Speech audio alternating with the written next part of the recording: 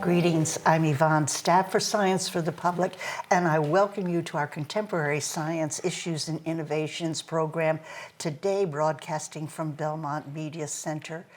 And recent federal events, or recent federal cuts to science research funding are having a very serious impact, not only on scientists, but on scientific progress in general. For decades, the United States has been an international leader in many science fields. That leadership has been made possible by consistent federal funding, regardless of which political party is in power. Today, this has changed. The present administration has defunded and obstructed a great deal of scientific research. The impact is not only felt in this country, it affects worldwide scientific progress. In this program, we will focus on one of the central areas, medical research. Prominent cancer researcher Dr. Gerald Denis explains the defunding impact and how this affects medicine generally. Dr. Denis is, among his numerous titles, the Shipley Prostate Cancer Research Professor at Boston University's School of Medicine and also co-director of the Boston University Cancer Center. Dr. Denis has made many contributions to cancer science, and he'll describe some of his work along with an explanation of the impact of medical research defunding. Dr. Denis, we are honored to welcome you back again. Thank you. It's always a pleasure. Thank you so much. Yeah. Now give us all the bad news, all right? Well, with a smile on your face. You weren't holding back there about the severity of this crisis. Right, right. Could you start by telling us something about medical research and scientific research generally in terms of how important this is, the research is? Well, Americans, leadership. Yeah, I mean, Americans have come to depend on it. In fact, I think Americans take it for granted that all the best innovations in imaging and new drugs and technologies and surgical techniques all come from American hospitals and laboratories. And this has been true for decades. And it really began with the space program and Sputnik and the shock of Sputnik, and then NASA, and then the space program, and then President Nixon's war on cancer, which really launched a lot of molecular biology, and that has left us really in a world leadership position now for a long time, and that is all at risk. Yes, and we're still trying to scratch our heads and figure out why they would throw this away, but they had a world leadership. And one other thing is that we're so interconnected in terms of research around the world. Is that correct? And does that affect that? Yes, absolutely. I mean, the world community of scientists as well as Americans are in shock about what has happened. Right, and it's happened in such a short time. The demolition of the American scientific establishment is happening essentially in front of our eyes. Yes. And my European colleagues are stunned with how devastating it is. Just one example, PubMed. So PubMed is a public accessible search engine for all the scientific literature, especially medical literature that's been published. Yes. And it's funded by the US government. And I had French colleagues say that they are in a panic. Like, if that goes away, nobody can look up anything anymore. So they are panicked that PubMed, that engine, will disappear because it's government funded. And people have suddenly realized, like, the world depends on the American government's support for simple things like the library, the online scientific library of papers. And so people are still grasping just how serious this is.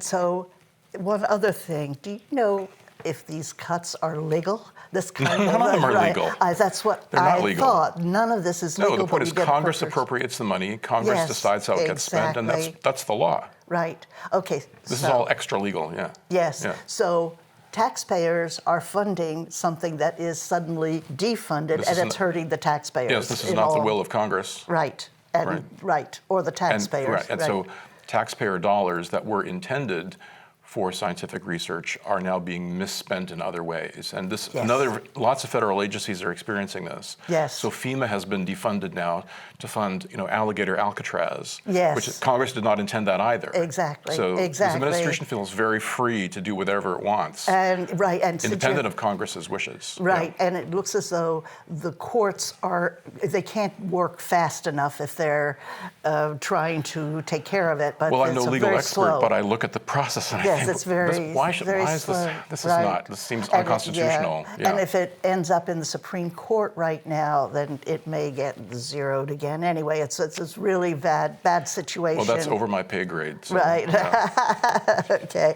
I want to ask you, I understand now that these budget cuts are like more than a third of the spending now. It's huge. And so many people, thousands of scientists obviously are affected, but also graduate students and Yes. everything else, labs in general. There's one more thing here, is that another restriction has been publishing restrictions. Can you tell us anything about that? I mean, you have these professional journals that the public may not be all that aware of, Right. and what's happened? Well, so first of all, about funding. So the proposed budget is a 40% cut to NIH, which is devastating. Yes. We hope annually for a slight increase in the NIH budget because more projects become online, more graduate students are funded, and so the cost of living goes up, and so we hope for that. But now we're going backwards at a rapid rate, and so that alone is demoralizing. Yes. And it's causing investigators, graduate students, postdocs to rethink their career plans because essentially the door has been slammed on their careers. Right. Yes. And it takes decades to produce a scientist. It's not an overnight question of like, let's take a couple of courses and then we'll know what we're doing. Right. The mentoring process with each of my graduate students takes 5 years. It's closer to parenting. It's a deep personal relationship that teaches someone how to cope with failure, how to be resilient, how to design their own hypotheses, how to be an independent thinker. This does not come overnight.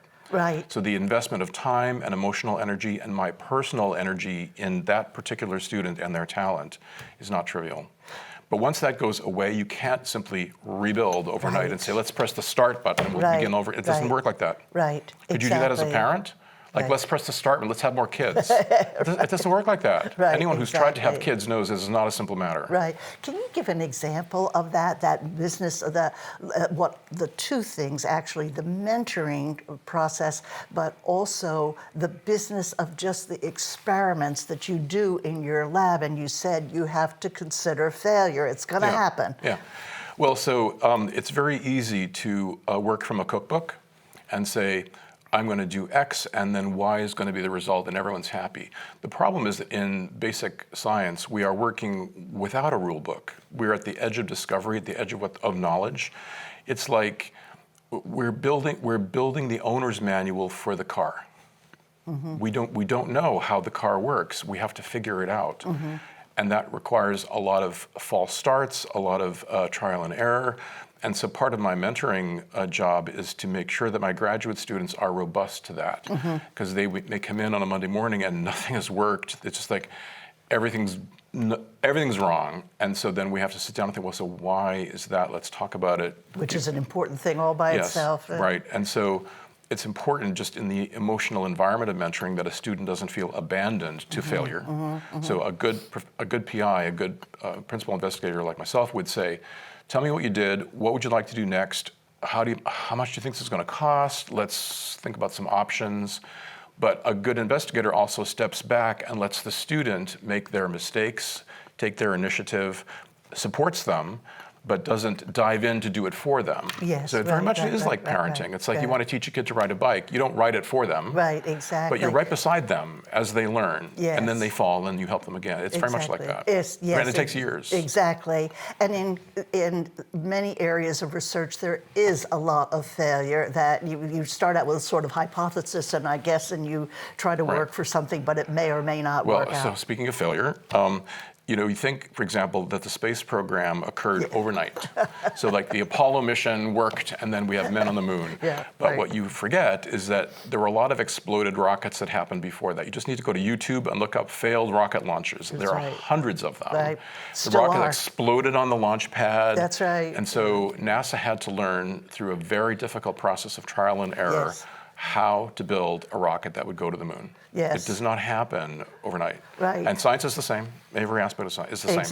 Exactly. And that's something we don't always hear about. So that's an important thing. Another thing. Well, so just about that, though, if it's your rocket that explodes on the launch pad, now what are you going to do? Yeah, exactly. You can't just go play golf. Money. Yeah, you have to build another rocket. Yeah, and so right. teaching trainees that now your job is to go build the next rocket. Right. And it'll be okay, and I'll be there to help you.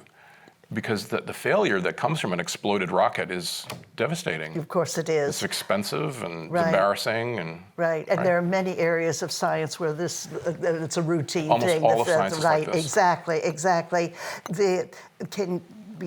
I've asked about the publishing restrictions too, Right, yes. how that is affecting you. So you do your study, and then you proceed to publish this now in the public. We don't see those studies normally, so we get it from newspapers or magazines or something. What's the new discoveries? But what's happened here? What's happened is it's very Soviet. It's the government has stepped in and said, we don't like this idea that you're about, if true or not. Yeah. We're going to use a Sharpie and fix it and make it something else. Yeah. And that is antithetical to everything about science, because Right. science is about the pursuit of what's real. Right. And you can't simply make something up, otherwise it's propaganda. And so scientists flee. Scientists are allergic to being told what to think, do, and find, because what they have found is true. Yeah.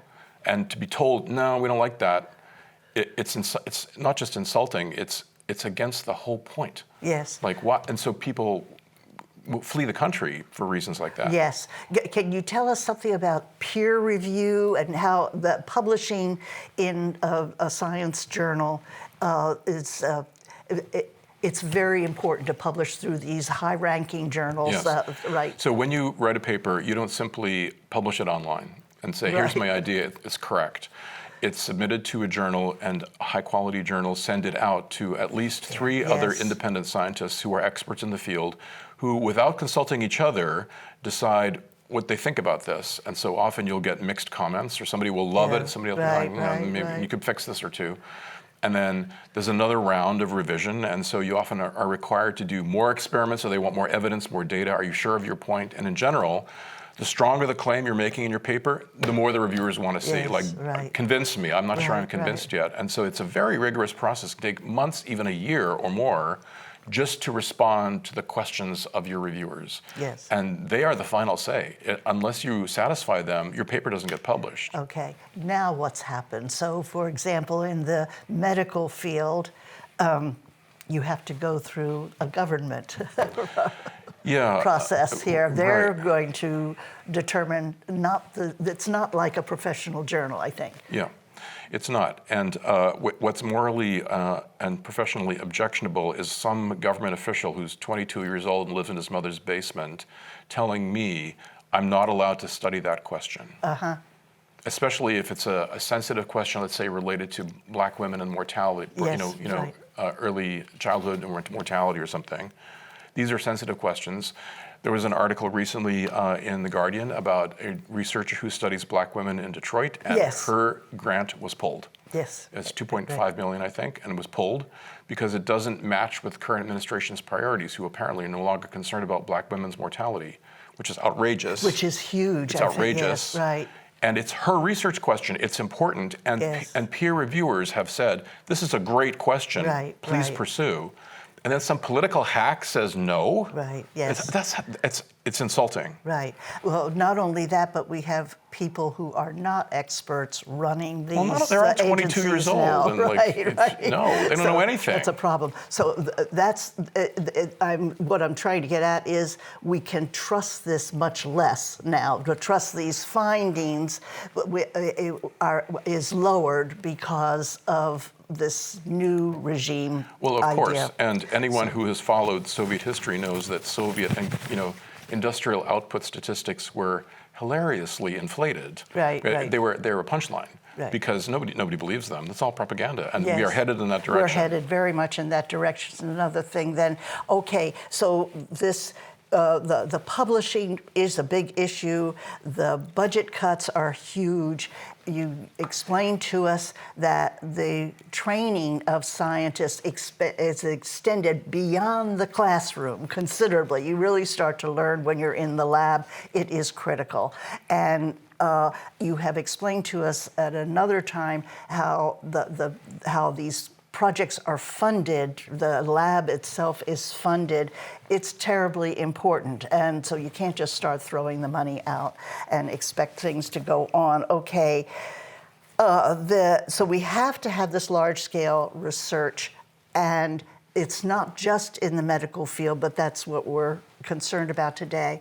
But can you give us an idea about the agencies involved a little bit? Right, and so all Americans know the three-letter acronyms of our right. There's the FBI and the IRS and the CDC, FEMA. right? And so we know all of these Yes, agencies, right. the CIA, but no one's heard of the key health ones, which are NIH, the Yes. National Institutes of Health, NCI, the National Cancer Institute, and then the related agencies that study other diseases like heart and lung and whatever Right. else. And one of the big problems is that Americans are unaware of just how much of a central role these agencies play in the funding of this basic research. And so NIH is by far the largest funder of research across the country in hospitals, universities. Yeah. So charities like the American Cancer Society, for example, do play a role, and they are important, but they are a fraction of what the federal government does. So when the federal government support goes away and all that's left is charities, it's devastating. It's just not possible to continue. I mean, a lot of these charities like the American Cancer Society start investigators off with their first grant because the first grant is hardest to get. And so once they get their ACS grant, often that generates data that lets them get their next big NIH grant. And that's the way it's often worked. But without that stepping stone and that transition, a generation is going to be lost. Yes. And so all of the young investigators, so assistant professors in their very first job, are the most vulnerable because they are required to generate grant support for their work. Otherwise, they will be fired. They have to both publish and generate grant support. And without that, that's the end of that person's career. Yeah. And so thousands of American scientists are at risk for that reason. Exactly. And many are considering leaving the country. And universities in France and Germany and elsewhere are aware of this, and they are hoping to scoop up American talent for cheap. Right. And so we are squandering a generation to the benefit of the Europeans. Yes. How do Americans feel about that? Yes. Well, that's especially since they've lost their own tax money, which was invested in this stuff in the first place, and nobody knows where that is now. But the other is, it just seems disruptive worldwide, given how prominent the medical research was coming from the United States. And we have students from all over the world, participation all over the world. So it just seems as though it's kind of an earthquake in the field itself. For example, think about emerging diseases. Think about some new hemorrhagic fever in Africa. The Exactly. entire world looks to CDC in Atlanta. What are you guys doing? Are you on top of it? Yes, we are. That's not true anymore. Right. The world's panicked because now some new disease emerges. What are we going to do? There's no more CDC. Right. CDC is basically, it's been hollowed out. Yes. And then also other countries are going to welcome these scientists that are trying to leave and restart, but that's a huge endeavor, well, that isn't can't it? happen overnight. Yes, right? exactly. So you're talking about exactly. completely rebuilding those countries' When we scientific don't have- infrastructures, yes. and it's not to America's benefit either. That's true, and also in terms of medical advancement, where it doesn't seem as though that's going to be it's not going to work too quickly. That's for sure. No, because, the whole machine is being disassembled, yes, and so you can't thank you for that, you can't have a pile of Legos in the middle of your table and expect to build a tower overnight. It's not like that. Exactly. Do you know why our government is choosing to do this disruption? What is their excuse? I've understood DEI is one major. Well, it seems illogical to me. It is illogical, but if the excuse, at least on the surface, is that just it's too liberal, there's an emphasis on No, minorities, blah, blah, I blah. think It's more than that. it's much deeper than that. I think it's an Yeah. attack on universities because universities are full of people who don't like to be told what to do. Yes, or are smart. They're smart, they're free thinkers, they come up with great ideas. Right. That's not compliant. What Yeah, this administration right. wants is compliant, docile Americans who will follow their jobs like good doobies, and they're sort of an emotional proletariat of like, yes, thank you, I'll take whatever terrible thing you're Yeah, handing out to me. right. Americans are not like that. Right. Americans in general are obstreperous people who like don't like to be told what to do. And so science, in a way, American scientists are the epitome of the American idea. Yeah. Don't tell me what to do. I've got a great idea. Leave me free to go do it, please. Yeah, right. And to be told instead, no, you can't, is anti-American. Yes, it's very ironic that it's anti-American when they're trying to say that this is very American. They're rebuilding the American structure with this But stuff. let's not forget that the United States has a very long history of anti-intellectual sentiment. Well, yes, anti-intellectual, absolutely. Yeah, so all the eggheads, they don't know what they're Right. doing, they don't have common sense, you've heard it. But not anti-science. Well- We've been real leaders in that regard, But and that's been still, accepted. that's kind of recent. That's really just since the Second Oh, World yeah, War. It's since the atomic, absolutely, since the atomic bomb, absolutely. and then the space when program. we discovered that the Earth was Yes, round. but before that, in the 19th century, Yes, this was it's a very true. anti-intellectual Actually, country. There's a very long, robust history of Right. hatred of smart people Right. in this country. That and much more doubt about science Yeah. and stuff at that So time. in a way, this is a Yeah. blip. We're living Right. at a blip that's, I think, coming to a rapid end. Yeah, right. Which, again, I just want to emphasize this will affect the world Yeah. in terms of the healthcare, but in terms of understanding medical research, this is going to be extremely threatening. I don't know how we're going to come back, with this. And we've got silliness in some of these agencies now, like they're connected with the Well, let's take, for medical example, stuff. USAID Yes. and the HIV drugs that have been delivered to people at risk, for example, in Yes, Equatorial yes, Africa. yes, so important. That suddenly ended overnight, and it will condemn millions of people to death. Yes, it will. Because their HIV will kill them. Yes. And babies will be born with HIV because their mothers are not on antiretroviral meds. Right, right. And that happened overnight, and it's a moral outrage. And you might say, well, so what good is it to us that we're helping people in Africa? Well, public health is not like that. Right. Public health is worldwide. A virus emerges in China, next thing you know, it's in New York. Exactly. The world is deeply interconnected. So the health of people in Africa is very relevant for the health of people in the United States. Exactly. Thank you for that. It's the same reason that, for example, the blood supply is very important. Let's say that you're in a car accident and you need a transfusion at your hospital. You rely on some donor somewhere that provided their blood to the Red Cross so that you can now have a transfusion in the hospital. But if public health in general is terrible because that person has some sort of viral infection, or now you're at risk too. Yes. So all of us depend on a high quality blood supply. That's very basic public health. It's sort of our entire society depends on blood donors being healthy. Yes. It's not just like me and my gated community. The moment you venture out and get in a car accident, you're dependent on your fellow That's right. citizens Yes. for their being healthy. Right, right. And also all the virus concerns at this point, you just need something much more organized and much more modern than what we seem to be heading Yeah. into. It's very, very distressing. There was an article recently that we talked about in the Atlantic called "Every Scientific Empire Comes to an End." We were a scientific empire a couple weeks ago, but now this is over. Do you agree with that? It's a very dire prophecy. I really hope it's not true. I hope so too, but they point out the past.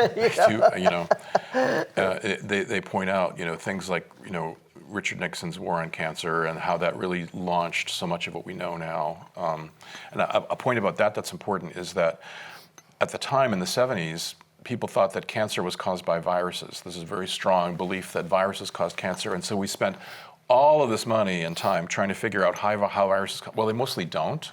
But then we ended up learning a ton about viruses. And then when HIV came along 10 years later, we're on top of it because all of this information has been gathered about cancer. Very interesting. But now we were quick out of the gate with HIV medications and therapies because we know so much about viruses. So investing in basic science never goes wrong. It's always good. And that the worry is that momentum is rapidly coming to an end. And once you lose that momentum, that drive, the car will stall. Yeah. And so the point of this article in The Atlantic was that there is a natural cycle to all empires, including scientific ones, and they foresee an end to this one in America. And it's always driven by politics. So Vannevar Bush, for example, who was like, we need to be ahead of the Soviets, and it was driven, and then President Kennedy and the race for the moon. Right. So yes, and Americans loved that, sort of fell behind that. And what's lacking now is an American public sense that we still need this. Well, I don't know if it's a public sense, but certainly a political thing in there. You pointed out, too, there was Richard Nixon that got a lot of this, revived a lot of the research and so on, and also the EPA, Environmental Protection. So that's a Republican, and so things have changed and become much more polarized. That before, as we started to become an empire in science, it was both parties. It didn't matter if you were conservative or progressive or whatever. There was mutual support. But now we have a serious problem, and that is political. The risks of any American developing cancer over the course of their lifetime is 1 in 2. Yeah. It's not 1 in 100. Especially today. It's 1 in 2. Yeah. And that means that you almost certainly know someone, even in your immediate family, who has cancer or who will get cancer. Yes. That means that it's a bipartisan issue. It always has been. Republicans get cancer. And so why not fund it? Why not take care of it? Exactly. If that goes away, what do you have to offer people? What do you have to offer Americans? I mean, people will not be happy with Bible study and Tylenol as the solution. Exactly, or vitamin A for measles or whatever Americans they want their new drugs, their new technologies. They want their cures. Yes. It's crazy. Right.